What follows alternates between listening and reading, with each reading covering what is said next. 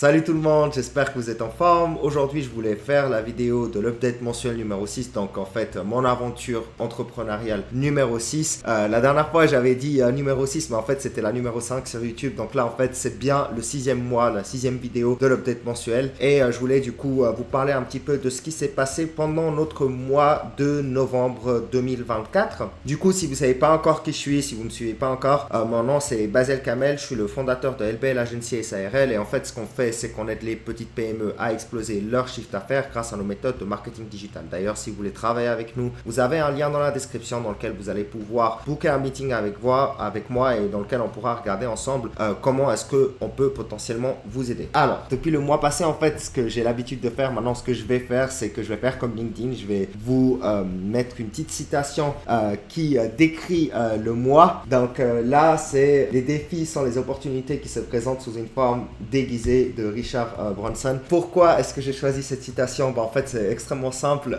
Ce mois-ci était plus compliqué. D'ailleurs, quand j'ai écrit le script de la vidéo, quand j'ai écrit le post LinkedIn, j'étais pas hyper à l'aise parce que j'ai fait pas mal d'erreurs que je vais partager avec vous aujourd'hui. Et d'ailleurs, c'est le but de ces vidéos. Concrètement, je me suis promis de quand même rester très transparent avec ce qui se passe chez nous et de vous partager toute l'aventure avec ses hauts et ses bas. Et là, en l'occurrence, le mois de novembre, c'était un mois qui était difficile et je vais vous partager pourquoi. Donc, si vous me suivez depuis un moment maintenant, enfin dans la dernière vidéo, je vous avais dit que justement on avait recruté des cold callers et que en fait les cold callers allaient justement faire la prospection pour LBL Agency. À la base, c'est moi qui faisais les cold calls et ensuite j'ai justement recruté des cold callers et le problème qu'il y avait, en toute transparence, c'est qu'il n'y avait pas assez de rendez-vous. Et la source du problème, elle est très simple, c'est que le français de mes cold callers n'était pas impeccable. Donc là, ça c'est une première erreur que j'ai commise. Je me suis dit que ça passerait quand même s'ils suivent le script et si ils essayent de faire au mieux. Mais voilà, j'ai pris des cold callers qui sont à l'étranger en toute transparence et du coup, concrètement, ça s'est ressenti dans les appels, ça s'est ressenti dans le nombre de rendez-vous qu'ils ont été fixés, qui n'était pas suffisant. Et du coup, indirectement, ça s'est aussi ressenti dans les ventes. Une deuxième erreur qu'on a faite aussi, c'est que, enfin que j'ai faite, j'assume totalement,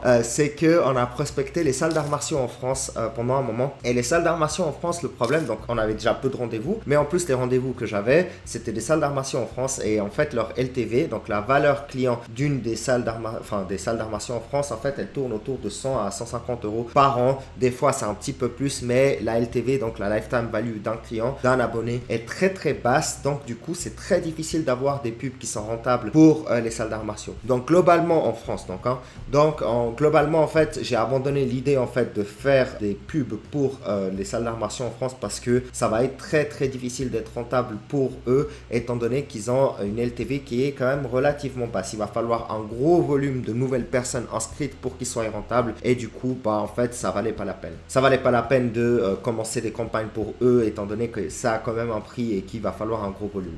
Aussi voilà, donc d'un côté on n'a pas enregistré de nouveaux clients à cause de ces erreurs là, mais d'un autre côté en plus on a perdu certains clients. Alors c'est pas certains d'entre eux en fait, c'est pas juste c'est pas le fait qu'ils partent définitivement, c'est juste que en fait ils estiment que la période actuelle n'est pas bonne pour eux en fait pour continuer les campagnes, ramener de nouveaux membres, de nouveaux clients actuellement parce que justement on arrive gentiment à la fin de l'année et que c'est pas le moment. Par contre pour janvier par exemple, pas mal d'entre eux en fait vont revenir, mais d'autres en toute transparence, on n'a pas réussi à ramener les résultats voulus. Ça arrive, dans le marketing c'est très très difficile d'avoir un taux de réussite de 100%. Il n'y a aucune agence au monde qui peut prétendre ça et du coup voilà, c'est une dure réalité qu'il va falloir qu'on assume aussi de notre côté. Certaines entreprises, certains clients, on n'arrivera juste pas à obtenir les résultats voulus. Donc là en l'occurrence c'était des salles de sport, certaines salles de sport. Alors pour d'autres on a eu de très très bons résultats. D'ailleurs vous avez vu probablement, j'ai une vidéo témoignage avec Active Sport donc à Lyon pour lesquels on a eu de très très beaux résultats, mais pour d'autres malheureusement on n'a pas réussi à obtenir les résultats semblables et du coup on les a perdus. Donc voilà, c'est pas facile de vous le dire comme ça publiquement, mais c'est la dure réalité du marketing, c'est la dure réalité du business. Donc voilà, donc d'un côté j'ai pas réussi à enregistrer de nouveaux clients parce que j'ai fait des erreurs dans la prospection et dans la vente et de l'autre côté en fait on a perdu certains clients, ce qui signifie globalement que on a une baisse dans le chiffre d'affaires ponctuelle et du coup on était un petit peu sous pression financière. Donc d'ailleurs l'erreur, c'est pas une erreur là du coup parce que je pense que ça va être extrêmement intéressant quand même pour le long terme, mais en plus on a fait un gros investissement justement en coaching. Donc ça c'est le troisième point. Donc en plus j'ai sorti sorti pas mal de liquidités pour l'investissement en coaching. Donc déjà l'investissement dans les cold callers, j'en avais pris 2. Alors il est relatif, c'était pas trop cher non plus pour nous, mais il y avait aussi le coût d'opportunité dans le sens où on n'a pas signé suffisamment de clients. Et d'un autre côté, en plus, j'ai investi dans le coaching, ce qui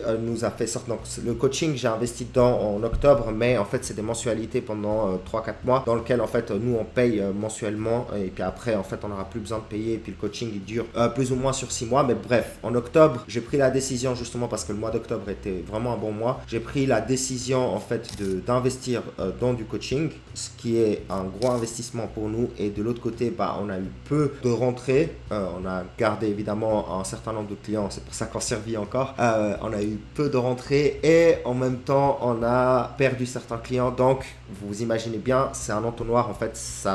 On était un petit peu serré. Donc, les leçons que j'ai apprises en fait avec toutes ces erreurs, la première chose, c'est que il faut pas que je coupe une méthode d'acquisition tant que la deuxième méthode d'acquisition ne fonctionne pas. Donc, qu'est-ce que je veux dire par là? En l'occurrence, là, j'ai délégué le cold calling et je me suis concentré sur d'autres choses. Et du coup, l'erreur, c'est que j'aurais dû continuer à faire du cold calling, même si j'ai engagé des cold callers. Donc, ça veut dire, étant donné que je faisais rentrer les clients justement avec le cold calling, moi-même, et que j'ai délégué ça sans continuer à le faire, eh bien, en fait, c'est une erreur parce que j'aurais quand même dû continuer à le faire de mon côté et essayer de voir si la deuxième option est plus intéressante ou pas, et aussi essayer de la corriger pour faire en sorte que le système fonctionne. Parce que la construction d'une entreprise, c'est très simple, c'est construire un système de A à Z. Le but, c'est pas que moi, sur le long terme, je fasse toutes les tâches, je délègue petit à petit et la délégation, en fait, elle doit petit à petit prendre ma place et faire au mieux justement pour que ça fonctionne sans que j'ai besoin d'intervenir à l'intérieur. Le deuxième point que j'ai appris évidemment, c'est de toujours recruter des frontliners. Donc ce que j'entends ici par frontliner, c'est des personnes qui vont justement être en front-end, qui vont parler soit à nos clients, soit aux clients de nos clients, soit aux prospects, qui sont pas des francophones, des parfaits francophones qui sont capables justement de parler comme vous et moi et qui vont pas bugger en fait lorsqu'ils parlent. Et du coup, ça c'est la deuxième erreur. Il va falloir que j'investisse un peu plus là-dedans dans mon équipe et que j'ai pas peur de payer plus cher en fait des gens qui parlent notre langue. Donc voilà, de nouveau, je vous transmets les choses telles qu'elles sont, les erreurs que j'ai commises et c'est pas facile d'admettre. Mais voilà, j'ai fait des erreurs, j'apprends. Je suis un tout petit entrepreneur pour l'instant et j'apprends petit à petit et du coup voilà, ça c'est aussi une leçon que je vais retenir. Et du coup à l'avenir, je sais exactement comment améliorer la prospection, sachant qu'on a déjà les cold email et les cold call, les cold DM qui partent. Là, les cold call, je peux encore améliorer. Les cold DM, je pense aussi il y a quelque chose à faire. Les cold email, on a pas mal de résultats, je vous en reparlerai d'ici un mois. Ensuite, le troisième point, c'est que la réalité, c'est qu'on va toujours avoir un turnover dans nos clients. Il n'y aura pas tout le monde pour lesquels on arrivera à obtenir des bons résultats. C'est comme ça, peu importe la bonne volonté. Et il y a énormément de circonstances en fait qui rentrent dans le marketing digital.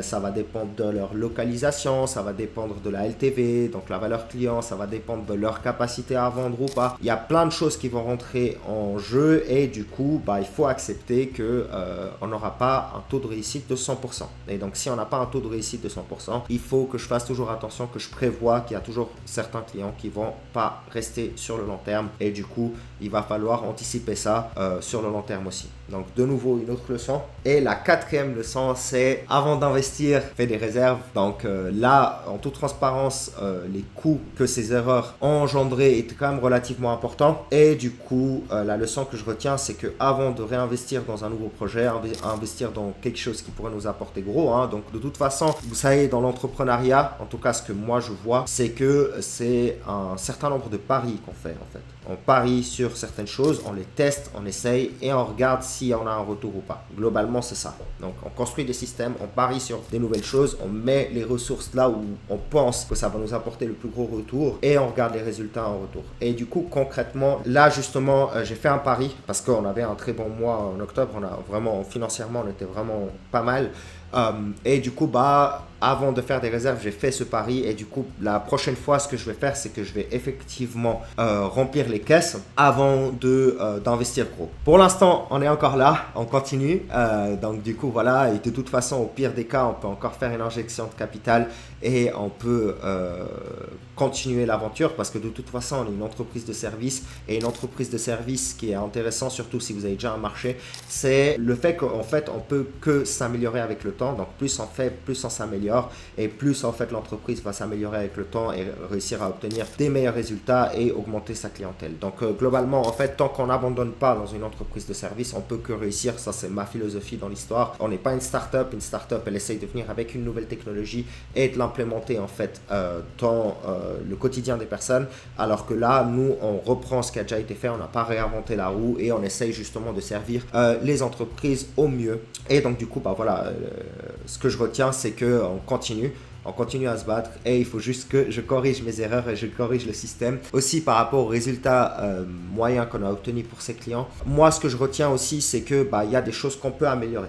Il y a des choses qu'on peut améliorer, je les ai repérées et du coup là j'explore des pistes extrêmement intéressantes. En fait, on parle là de l'intelligence artificielle pour le traitement des leads et autres. Je vous en parlerai dans d'autres vidéos à l'avenir. Je vais d'abord les tester de mon côté et ensuite je vous en parlerai, je vous montrerai exactement comment est-ce qu'on a implémenté ça. Donc là, c'est extrêmement prometteur à l'avenir parce que justement, on a des nouvelles technologies qui débarquent qui risquent vraiment de tout changer et ça va vraiment être intéressant pour nous aussi et pour nos clients. Par contre, il y a quand même eu quelques points positifs, je tiens à le dire. Donc, la première chose, c'est que j'ai fait pas mal d'efforts en networking. Donc, du coup, je vous disais que j'ai fait moins d'efforts pour le cold calling, oui, mais j'ai pas chômé en fait quand même pour la prospection et cette fois en one-to-one. Donc, j'ai été à des événements de networking et j'ai rencontré vraiment des gens extraordinaires pendant ces événements. Donc, vraiment, si vous êtes une petite PME, je vous conseille vraiment de faire ces événements de networking. Je pense que la plupart vous le faites déjà, mais c'est extrêmement intéressant non seulement pour attirer de nouveaux clients, mais aussi tout simplement pour créer un réseau et ce réseau petit à petit,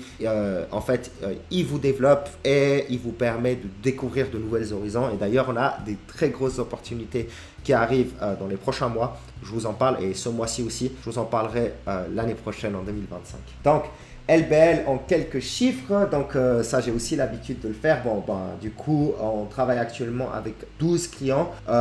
Certains, en toute transparence, certains de ces 12 clients, en fait, ils vont reprendre en janvier. Donc, et d'autres, en fait, on était à 16 le mois passé, donc il y en a 4 qui sont partis. Certains d'entre eux, ils vont revenir bien plus tard, pas en janvier. D'autres, en fait, ils reviennent en janvier, donc du coup, je les compte encore comme clients. Et d'autres, en fait, on n'a pas réussi, comme je vous ai dit, à obtenir les résultats qu'il faut, donc on les a définitivement perdus. Donc du coup, sur YouTube, on est passé à 227 abonnés au moment où j'écris le script. Actuellement, là, au moment où je tourne la vidéo, je crois qu'on est un peu plus, on est à 230 et quelques. Et puis, on a 3000 vues sur les 28 derniers jours. De nouveau, c'est pas des gros chiffres, parce que le but de la chaîne, c'est pas d'être immense. Le but de la chaîne, c'est de servir les PME et d'avoir une audience de petites et moyennes entreprises locales qui ont besoin d'aide pour le marketing digital. Et aussi sur LinkedIn, on a atteint les 820 abonnés. J'avoue que sur LinkedIn, je fais un peu moins d'efforts ces derniers temps, mais voilà. Et on a 4080 impressions sur la même période. Et puis, on avance doucement, mais sûrement sur l'avancée de LBL Agency. Je vous tiens au courant l'année prochaine de ce qui va se passer. En attendant, je vous souhaite de très belles fêtes de fin d'année et on se revoit bientôt en janvier pour cette suite de vidéos. Et sinon, comme d'habitude, je sors 2 vidéos par semaine, donc n'hésitez pas à vous abonner si le marketing digital ça vous intéresse. Je partage absolument tout ce que j'apprends sur la chaîne, je documente tout ce que je sais et